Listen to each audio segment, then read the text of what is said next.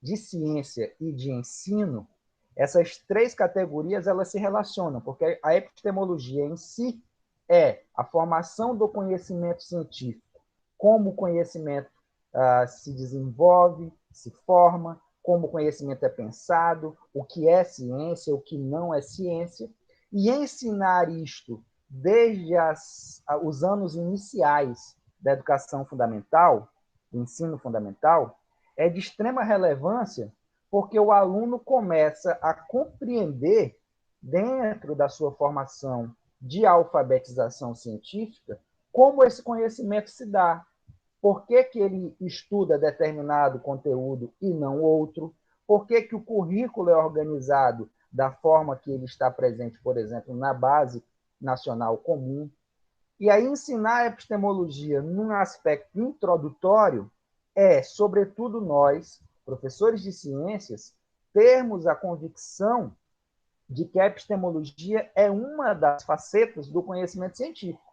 Eu posso falar da sociologia das ciências, da filosofia das ciências, do método científico, dos métodos científicos, mas resolvemos falar de epistemologia porque, de alguma forma, ela engloba toda essa natureza, a partir do nosso objeto de estudo, que são as ciências naturais, né? Os fenômenos que ocorrem na natureza, os conceitos, as teorias por trás desses fenômenos, os métodos, e aqui eu coloco sempre numa possibilidade de ser interpretado e não num dogma, né? A epistemologia da ciência não é um conhecimento fechado, uma verdade absoluta, um dogmatismo sobre como o conhecimento se desenvolve e o que é ou não conhecimento, mas sim um processo de leitura de um fenômeno para explicar um fenômeno ou um objeto, por exemplo, e na sala de aula é o ponto de partida para os nossos alunos entenderem o que é fazer ciência. Porque fazer ciência não é uma atividade de um ser que nasceu com um dom, de um ser diferenciado. Ao contrário, fazer ciência, produzir conhecimento científico, é uma atividade coletiva, pensada no dia a dia, a partir dos problemas que nós encontramos no nosso cotidiano e a partir das perguntas, dos problemas e das teorias que envolvem as nossas questões e os nossos questionamentos. Então, estudar a epistemologia das ciências no ensino das ciências daria suporte a todas essas perguntas e a essas respostas. E aí eu coloquei aqui um certo funil que engloba todas essas questões mencionadas anteriormente, que tem como finalidade a produção do saber científico, a produção do conhecimento científico. Estou utilizando a bibliografia do Marx, né, que traz, por exemplo, a questão do método, da validação, da estrutura desse saber e da formação desse conhecimento, a origem dessa informação e a natureza que essa informação revela. Então, todas essas nuances, todas essas categorias, elas estão afuniladas e dentro dessa estrutura elas sintetizam ao final a produção do que é válido para a aplicação no nosso cotidiano, do que é válido na perspectiva histórica, na perspectiva cultural da humanidade, enquanto um saber próprio, um saber necessário para resolver determinadas situações. Quando a gente fala assim, entendemos que não há também só o conhecimento científico. Há uma série de saberes, saberes de tradição, saberes de cultura, saberes populares, que também são conhecimento, mas que diferem do conhecimento científico justamente nessas categorias, ou em uma delas, ou em todas elas. A diferença do saber popular, que tem a sua validade, em relação ao conhecimento científico, ele pode estar na divergência do método, na divergência da validação, na estrutura desse conhecimento em relação à sua aplicação, por exemplo, à sua origem, e, obviamente, no critério de confiabilidade, no critério de validação.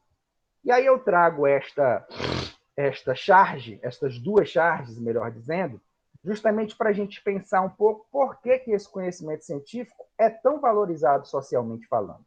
E nada melhor do que a gente contextualizar com esta problematização que vem se arrastando, inclusive ao longo desta pandemia, que é a utilização ou não de determinados medicamentos, a utilização ou não de determinados tipos de tratamento para o coronavírus.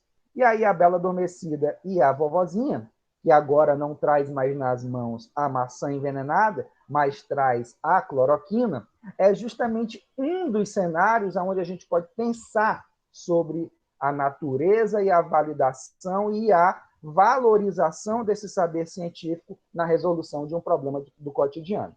Por exemplo, a vovozinha está entregando esta cloroquina e justamente dizendo: não dê ouvidos à ciência.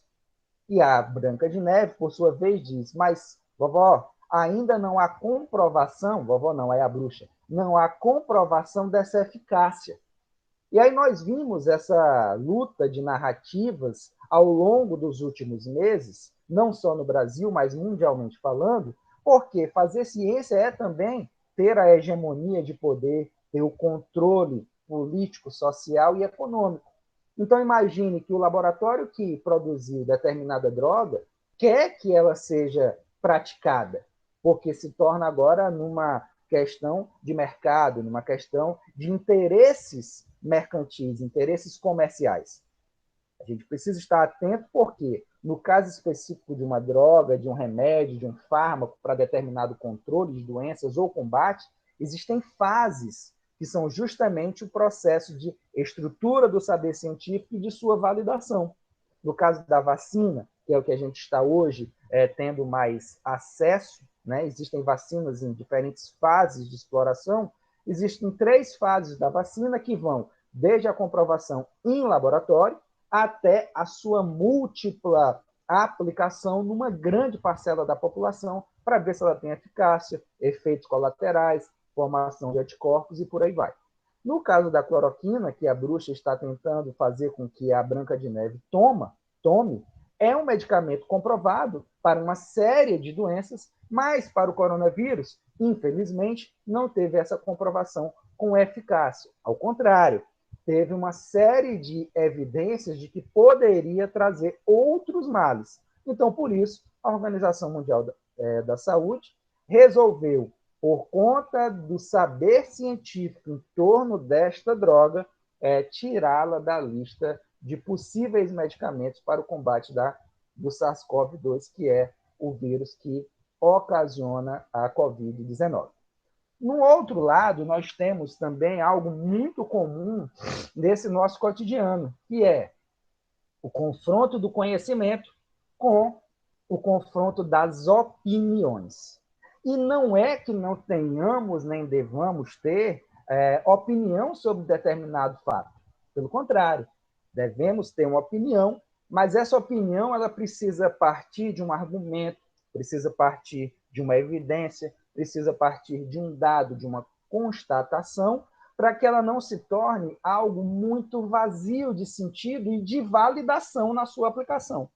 E aí a gente coloca como debate do século um cientista pós-graduado numa determinada universidade, aqui ele citou a Sorbonne porque ela tem uma valorização social perante o conhecimento da ciência, mas poderia ser o FRN, poderia ser o UFC, poderia ser o FPI, enfim, poderia ser qualquer núcleo onde se preza pelo saber científico contra um Facebook, um WhatsApp, que propaga muitas vezes notícias frágeis de constatação, frágeis de argumentação e que passam a ser uma mera opinião. Então, entre a opinião e o argumento, a diferença está justamente naquilo que estrutura a sua fala. Qual é o argumento, qual é a constatação, qual é a evidência. E tudo isto envolto numa teorização. Então, pensar na elaboração, na epistemologia do método científico para chegar num argumento, por exemplo, e amplificar a minha opinião, é ter ciência de que, em primeiro lugar, o método científico ele não segue uma lógica linear. Ao contrário daquele método científico positivista que nós vimos na escola, de observação, de constatação, verificação e conclusão, não necessariamente são esses passos algorítmicos, né, lineares, para se construir e se desenvolver ciência.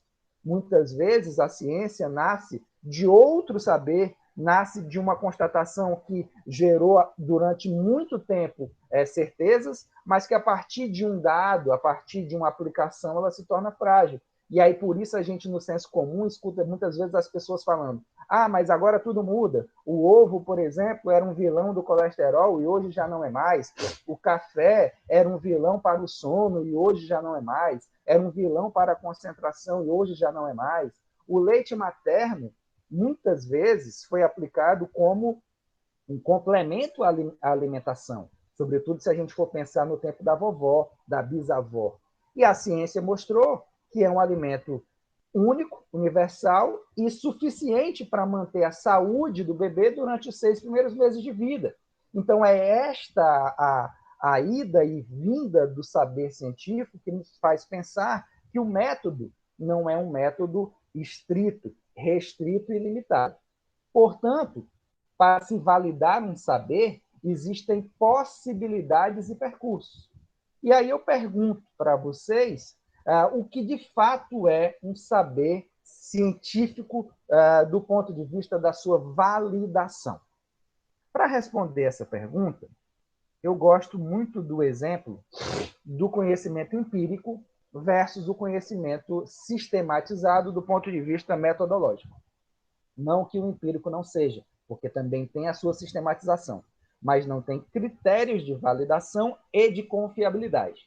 E aí um exemplo clássico dos nossos dia a dia, do nosso contexto, da nossa vivência, é justamente os profetas da chuva. Nós, moradores do semiárido nordestino, sabemos que a chuva, a seca, o inverno, o chamado inverno, que é o período da pluviometria mais acelerada, é algo que a população fica ansiosa pelos dias de chuva, para plantar e para colher. Ora, dentro dessa questão das chuvas, existe uma figura muito tradicional no sertão brasileiro, que é o profeta.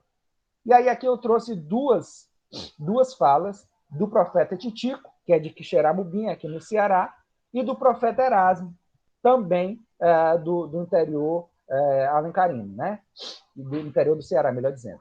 O Titico, ele diz o seguinte, que ele olhou para a Barra da Lua e, a partir dessa observação, ele disse que os açudes vão tomar muita água. E aí, obviamente, muita chuva. E o Erasmo, ele colocou como evidência e como critério a colmeia de Inchuí, para dizer se vai ou não chover. Por mais que esse conhecimento seja validado, por mais que esse conhecimento tenha o seu lugar de aplicação, quando a gente compara com, por exemplo, os dados da meteorologia, a gente começa a perceber que há um vício de origem no conhecimento empírico, que é a observação como ponto de partida. Ora, Alessandro, mas a observação ela não é um bom método para se chegar ao saber científico? Ela é um dos métodos. Ela é um dos critérios, não é nem um método, é um critério. E que ela está muito relacionada, historicamente falando, ao processo de indução. O que seria esse processo de indução? O seu Titico, a partir da Barra da Lua, conclui que vai chover. E o Erasmo, a partir da colmeia de Inchuí, conclui que vai ter um bom inverno. Não significa que a Barra da Lua não possa ter evidências singulares num determinado lugar de que ali vai chover ou não. Não significa que a colmeia de Inchuí também não possa trazer essa mesma referência. E naquele lugar, a partir da experiência coletada de anos e anos e anos, pode ser um bom referencial para a chuva. Porém, eu me pergunto, será que a Barra da Lua e a colmeia de Inchuí podem ser parâmetros para se pegar e formular uma política pública de assistência aos agricultores do sertão? Eu posso derramar dinheiro público, por exemplo, para se fazer um prognóstico em função dessas expectativas? Ou é melhor eu não tomar esse singular, esse particular, como universal e pensar apenas num contexto específico? Porque dentro do método indutivista, e a indução pode levar ao que a gente chama na epistemologia de indutivismo ingênuo, aquele exemplo clássico dos patos brancos, dos cisnes brancos, né? Eu vejo um, eu vejo dois, eu vejo três, eu vejo 100, eu vejo 1000 e concluo que todos os patos ou cisnes são brancos, ou é melhor eu ter um critério e dizer o seguinte: é possível que eu tenha uma grande série de patos brancos. É possível que eu tenha um local aonde possa chover baseado na Barra da Lua ou baseado na Comédia em Chuí, mas não posso generalizar, extrapolar isso para todo o território nacional, por exemplo. E aí, nessa perspectiva do modelo indutivista, para se resolver essa questão, se enuncia que eu posso induzir desde que eu tenha uma grande quantidade de observação e uma ampla variedade. Ora, mas o que é grande quantidade e o que é ampla variedade dentro do universo planetário? Então, eu começo a perceber que o modelo indutivista, apesar de ser um método de constatação de uma experiência, ela não pode ser a única fonte de construção do saber científico. E aí, a gente chama a atenção para o método hipotético dedutivo, que veio, a partir da figura de Karl Popper, se fundamentar não mais na observação como ponto de partida, mas no problema. Ora, eu tenho um problema que é a não presença da chuva em determinadas regiões. E aí ele iria falsificar isto a partir de uma hipótese. A hipótese dele é, portanto, a localização geográfica. Em cima dessa localização, ele iria elaborar contradições em torno da experiência ou da experimentação. Por exemplo, será que todo local do semiárido brasileiro tem o mesmo regime pluviométrico? Se sim, estamos diante de uma lei corroborada. E aí o método hipotético dedutivo também precisa ser estabelecido aqui que ele não é um dogma, mas ele tem um caráter probabilístico, transitório e provisório. Ou seja, eu estou criando uma lei que ela não é uma verdade absoluta, mas ela é um critério provável para explicar determinado fenômeno. Então, entre a indução e a dedução por meio de uma hipótese, o método de Popper, que está nos textos que vocês vão acessar depois, ele traz mais critérios de validação que a indução por si só não traz. E aí, a gente fica diante desses argumentos. Entre confiar piamente na barra da Lua ou nos métodos probabilísticos, estatísticos e nos modelos meteorológicos, entre um e outro, apesar de ambos serem saberes e conhecimento, este aqui, meteorológico, me dá uma previsibilidade mais confiável.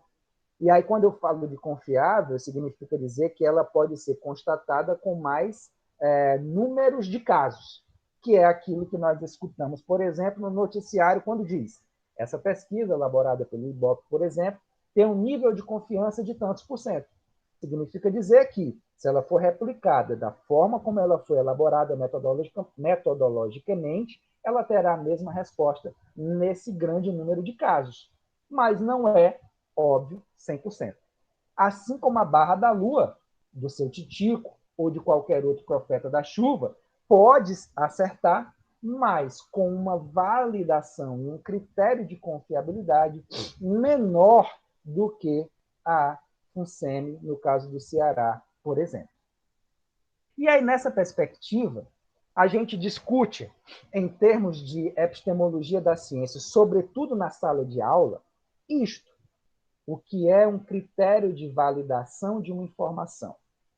Qual é a diferença entre o conhecimento popular, o saber científico, o saber de tradição, o saber de costume? Qual é a confiabilidade por trás desses assuntos. Ou seja, se eu tenho, por exemplo, um dinheiro para investir em determinada agricultura, determinada colheita, eu vou plantar feijão, eu vou gastar essa minha grana em torno do argumento do profeta da chuva exclusivamente, ou eu vou também comparar esta hipótese com os modelos estatísticos das previsões meteorológicas. Isso é o que dá validade. E a verificabilidade é justamente se eu consigo ou não reproduzir isso dentro daquilo que foi pensado para ter os mesmos resultados. Então, é essa discussão que nós precisamos, enquanto professor da educação básica, debatermos em sala de aula, para o aluno sair da sala pensando que fazer ciência é coletivo, é hipotético, é probabilístico e é, obviamente, uma atividade que não tem como fiel da balança verdades. E aí, com isso, a gente vai minando, vamos assim dizer, a propagação de notícias frágeis, de notícias falsas, das chamadas, por exemplo, fake news. Nesse sentido, se eu pauto o ensino das ciências a partir deste modelo ou desses modelos de epistemologia da ciência, eu começo a pensar que, ao invés de valorizar respostas, a elaboração de perguntas, porque aí é onde se cria a hipótese para a resolução de um problema, é de fato o ponto de partida. Então, o aluno precisa aprender a perguntar e compreender que está na pergunta e não na resposta o objeto da ciência. Com isso, a gente começa a promover uma leitura crítica de um determinado fato. Diante de uma informação, diante de uma tese, diante de uma hipótese, eu sempre falar, existe a possibilidade da antitese, ou seja, da antítese. Entre tese e antítese, é justamente essa síntese que eu preciso buscar. E aí, com isso, pensar cientificamente sobre um fato, sobre um fenômeno ou sobre um objeto. Ou seja, pensar que aquilo, por trás daquela constatação que muitas vezes é observacional, existe uma teoria, existe uma hipótese, existe um falseamento, existe uma verificabilidade e não uma verdade expressa.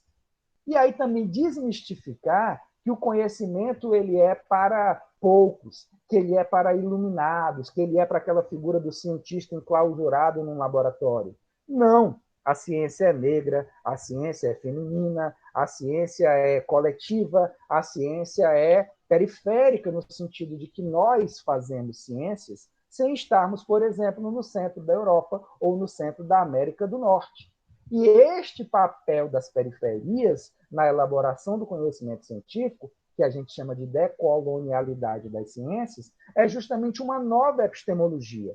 É inverter o papel verticalizado de que quem fez ciência foi alguém fora de mim, fora do meu meio, fora do meu acesso. E com isso, a gente ensinar que todos nós somos cientistas a partir do momento que temos a responsabilidade de respondermos às nossas perguntas com critérios e com crítica. Essa talvez seja a grande sacada de fazer ciência em sala de aula. E aí eu deixo como tarefa para esta nossa semana de estudos a leitura do texto do professor Nelson Marques, a leitura do texto do Fernando da Silveira e do professor André Ferri e da professora Juliana, aqui da UFRN.